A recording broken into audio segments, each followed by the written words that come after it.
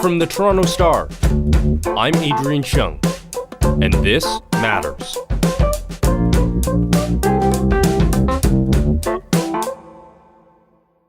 All pandemics throughout human history have a beginning, middle, and end. After more than a year of COVID-19, where are we in this pandemic?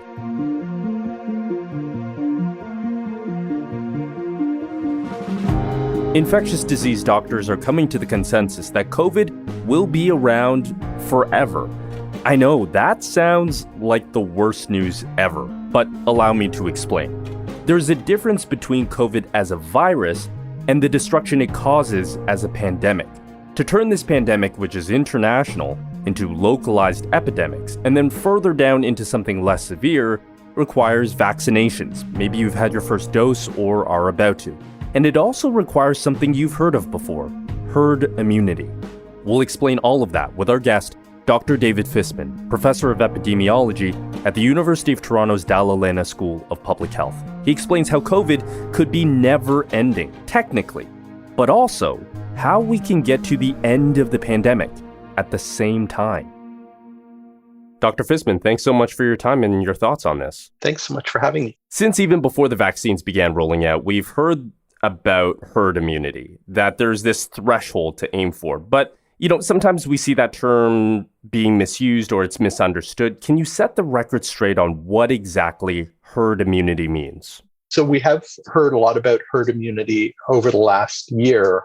Unfortunately, herd immunity has the meaning of the concept has been a bit distorted, and it's even become central to some of what I'd characterize as disinformation efforts related to COVID and how this epidemic should be controlled.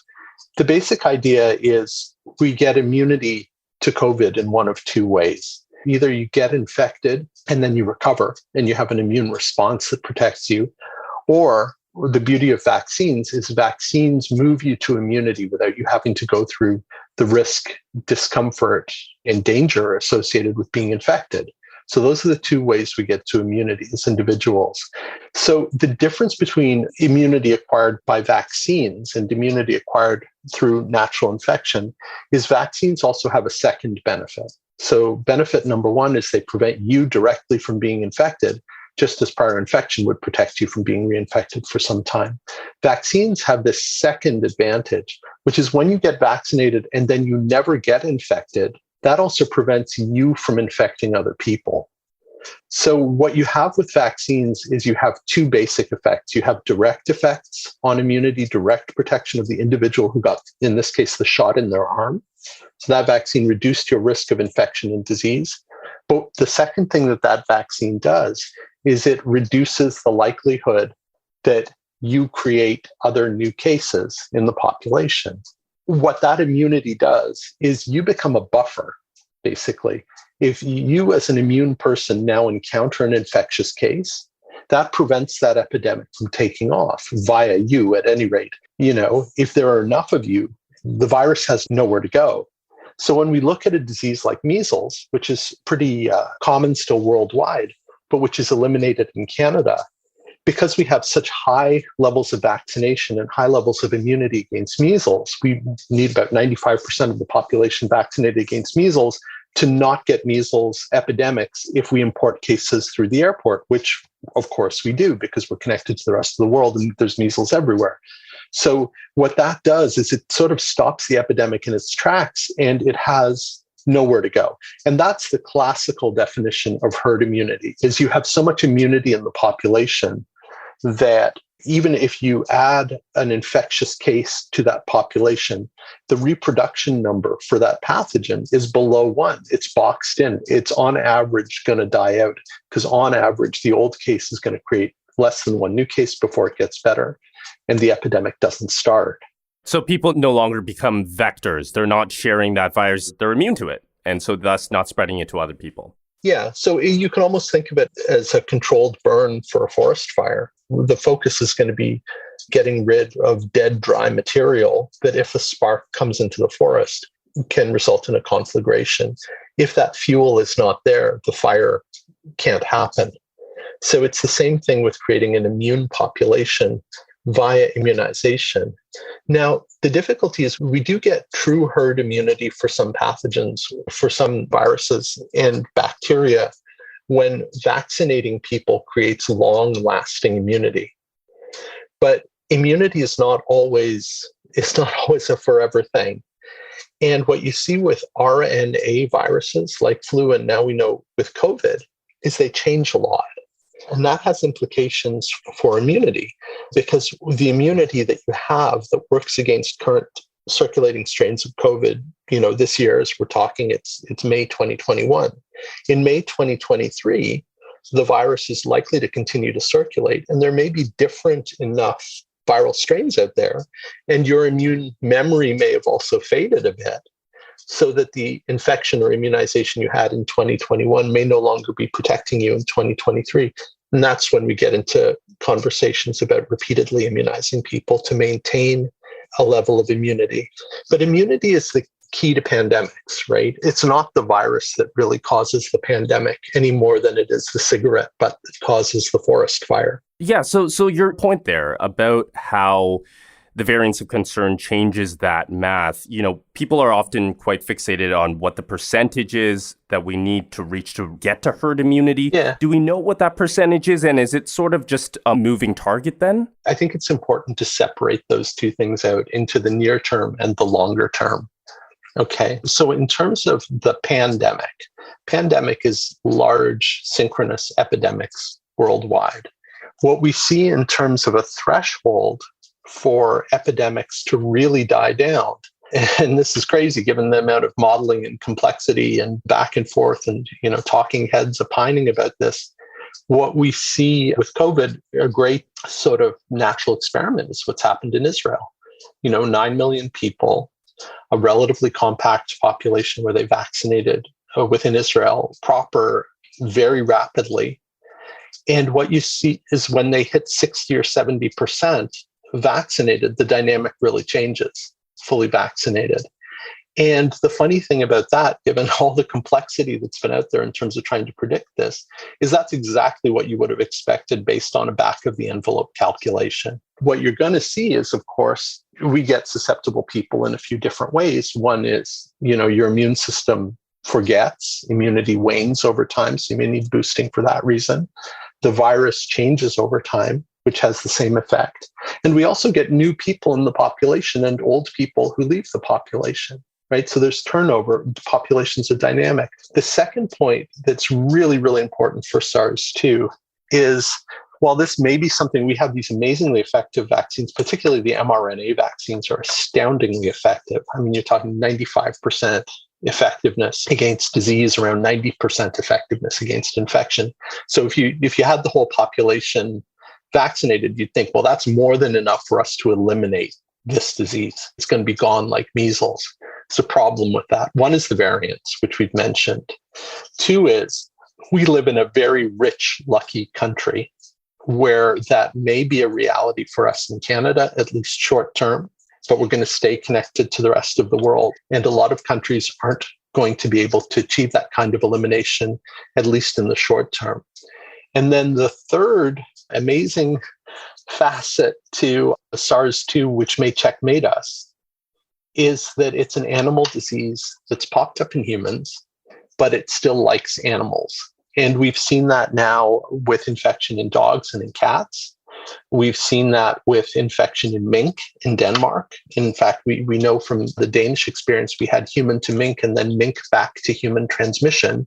You can't eliminate or eradicate a disease that has multiple animal reservoirs, and this thing can infect multiple animal species. So it's likely that it's going to be with us for presumably ever. Right. And so that was the sort of long game point that I wanted to explore, because, there is this saying from epidemiologists that you were pointing to that all pandemics do end, right? That's a good mantra for us to remember, that no matter how bad the plague, all pandemics in human history, they eventually end. But there is, again, growing evidence that COVID as a virus will stick around even after the pandemic is over. Can you sort of explain what the process of that is? You can make a simple mathematical model of an epidemic. And if you start with a population that's totally susceptible, your initial epidemic will be a huge epidemic. It'll be a pandemic, and it'll still end, right? It'll end because it exhausts susceptibility to the extent that each old case creates less than one new case before it gets better. The difficulty is it's going to continue to circulate in the population at low level. And what you will then have is you'll have reaccumulation of susceptibility over time. And that is going to create subsequent epidemic waves. And that's exactly what we saw in 1918 with influenza, right? The influenza pandemic in 1918, 1919 had 4 fairly distinct pandemic waves over a period of about 2 years. And then it faded, but by 1921, it was just seasonal flu, and it was the same virus, right? So it transitioned from being a pandemic disease where you have tons of susceptibility in the population to basically mopping up susceptibility to the extent that it transitioned and it became an endemic disease with seasonal epidemics. We'll be right back.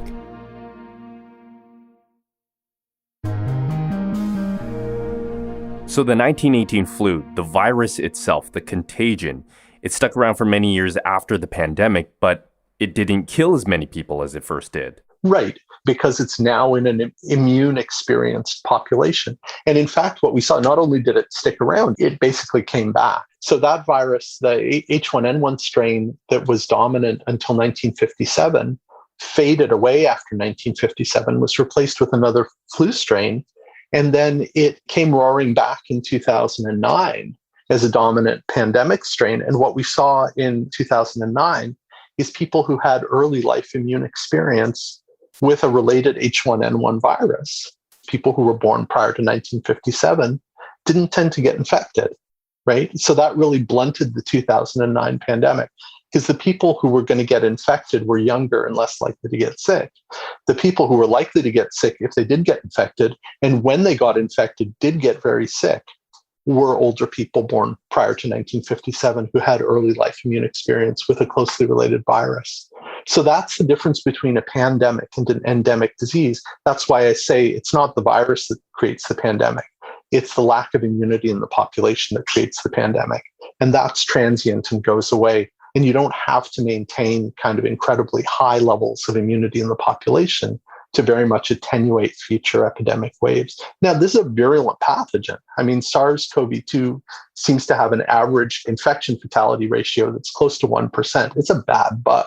And we see that with our, we've basically got a healthcare system in Ontario that's crashed into a tree. And that reflects the virulence of this pathogen. So, we're going to have to figure out how to live with an endemic pathogen that's nasty. And that means vaccination. And it probably also means other things that we need to figure out in terms of surveillance and in terms of protecting the closed, close, and crowded spaces where this thing takes off. Because we're still going to see clusters, we're still going to see outbreaks, and we may see seasonal epidemics of this even after the pandemic's over. And those are going to be nasty. And I assume will be happening at the same time as seasonal influenza epidemics, because we're not going to be locked down forever. So this is going to be a future challenge, but a very different challenge than a pandemic, a qualitatively different challenge than a pandemic, because in 2023, 2024, 2025, we're going to have a heavily immune experienced population, at least to related viruses, if not to the exact strain that's dominant and circulating then. Right. Yeah. I almost take an odd sort of comfort in that obviously COVID will still be around, and it doesn't mean that it eliminates the risk, but just that the threat of serious illness and death is certainly minimized. Is much lower. Yeah, no, absolutely. People are still going to die from this, as they die from influenza A, even as they die from respiratory syncytial virus and influenza B every year in our city. So I think for those of us who work in kind of the infectious disease field, having a nasty virus that circulates seasonally and kills people, that's our job. That's what we deal with. This is right now what we're going through is a very different experience than that seasonal surge in respiratory illness due to respiratory viruses that circulate every year. But it will become more like that over time, and the vaccines will help. Just before we wrap up, I wanted to lob a few common questions that people have, especially now that the vaccination rollout is really ramping up across Canada. We know the Pfizer, Moderna, and AstraZeneca shots are 2 doses. The incoming Johnson & Johnson one is 1 shot. So when are you fully vaccinated? And how long does it take for the vaccine to take effect? Yeah, it seems like an immune response is present about 2 weeks after you either get your first or your full series, right? So even in the trials of the AstraZeneca vaccine and the Pfizer vaccine, you can see very early on after that first dose, the risk in people who have had even 1 dose drops down. Now, there are 2 reasons why you sort of need that second dose. One is you're more protected. So it's sort of an additional step up in terms of protection. And the second is that your immune response becomes kind of consolidated. I describe this to people as if you try to remember a phone number, you glance at it, put it in your pocket, 10 minutes later, you may not remember the phone number. But if you take it out of your pocket and look at it again, that may make that phone number a permanent memory. Yeah, it's a reminder, yeah. Yeah, it's the same sort of thing with 2 shots versus 1 shot.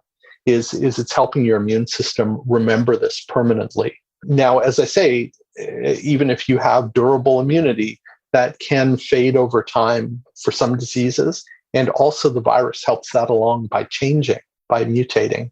So there's a pretty good likelihood that we're going to need additional COVID boosters in the years ahead. And we're certainly seeing at this point in Ontario, the data are, I think we all have a bit of PTSD at this point. The data make you want to weep looking at them.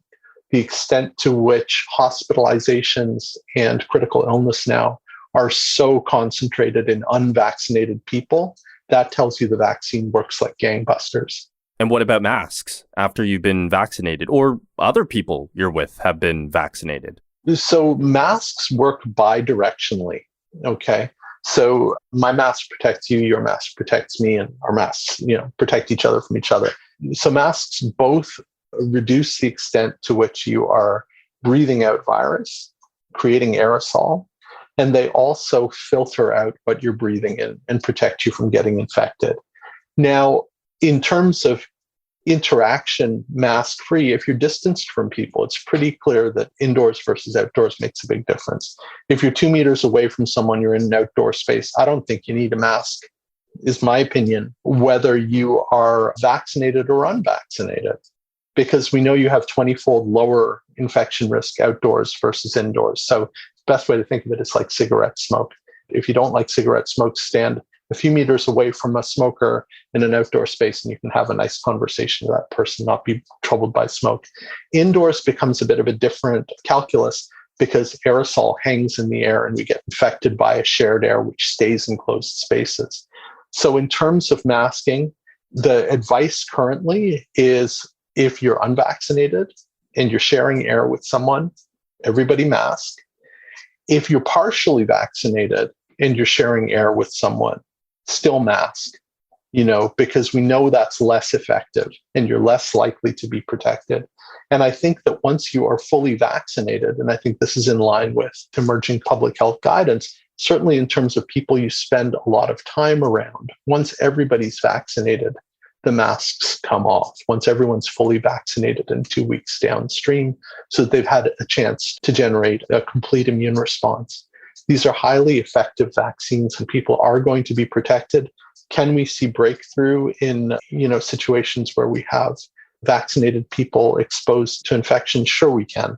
95% efficacy for a vaccine means that 5% of exposed people who are fully vaccinated can still get infected relative to what would have happened if they were unvaccinated. So it can still happen, but the risk just becomes much, much, much, much lower. And if you are fully vaccinated and around people who are fully vaccinated, it's entirely reasonable to dispense with masks indoors. We're getting closer. Dr. Fisman, thank you so much for your time and your expertise on this. It's a pleasure. And that is Dr. David Fisman, Professor of Epidemiology at the University of Toronto's Dalla Lana School of Public Health. You can find his tweets at @dfisman, in his words, about plagues, pestilences, and politics. That's it for today. Thanks for listening. This Matters is hosted and produced by me, Adrian Chung, Saba Aitazaz, and Raju Muthar. Produced and mixed by Sean Pattinen, and our Director of Programming is JP Fozo. Our show theme music is by So Called, and our episode music is by Mike DeAngelis. We want to hear what stories matter to you. Please send us comments, questions, or ideas to thismatters@thestar.ca. Please consider supporting the journalism the Toronto Star newsroom does at thestar.com. And don't forget to subscribe to This Matters on Apple Podcasts, Spotify, or wherever you listen to your favorite podcasts. Let's talk soon.